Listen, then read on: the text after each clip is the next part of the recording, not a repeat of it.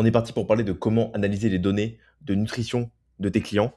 Pour ça, on va se retrouver dans l'onglet utilisateur. On va aller dans un utilisateur et puis il y aura 3 onglets principaux pour ça. Le premier onglet, ça va être objectif nutritionnel, qui va te permettre de créer un objectif nutritionnel pour un client.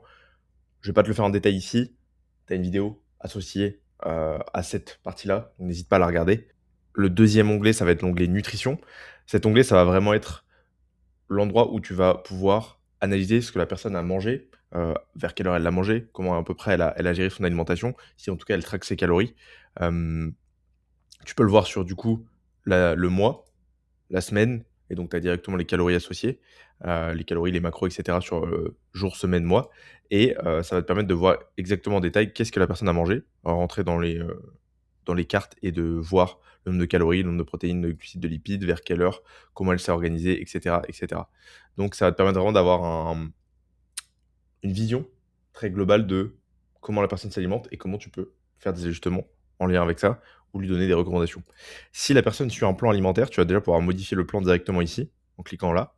Donc ça, très pratiquement dans les bilans, tu as pas besoin d'aller chercher dans nutrition, et cetera. Tu peux aller directement ici dans modifier le plan et tu verras l'adhérence de la personne, l'adhésion de la personne et donc si par exemple elle a, sauté un repas, tu vois qu'est-ce qu'elle a pas mangé. Là, dans le contexte ici par exemple, il a mangé juste amandes, bananes et il a pas mangé fromage blanc, pain de mie, confiture et cetera. Là, il a pas mangé le bagel, il a suivi par contre le goûter, il a suivi le dîner. Donc voilà, ça permet vraiment de voir je t'invite à regarder la vidéo de présentation de l'app pour que tu vois côté client à quoi ça ressemble. Mais du coup, la personne peut te dire: «J'ai mangé, j'ai pas mangé, j'ai mangé autre chose» et ça lui permet, elle, très facilement, par exemple, de scanner si elle mange autre chose, de remplacer les aliments.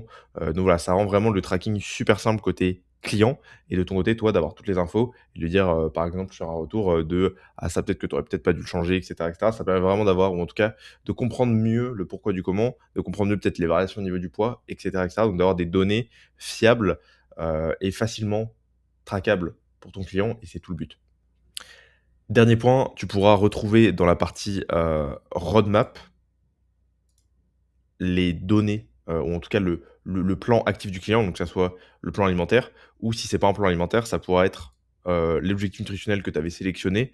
Donc ça te permettra de voir un peu, l'évolution du poids, l'évolution en fonction, du plan que tu as mis actuellement et même, bah, du coup, une rétrospective de, par exemple, les objectifs nutritionnels si tu les as, si c'est une personne qui traque ses calories, les objectifs nutritionnels que tu lui as mis, tu pourras, voir au fur et à mesure potentiellement l'augmentation ou la baisse des calories.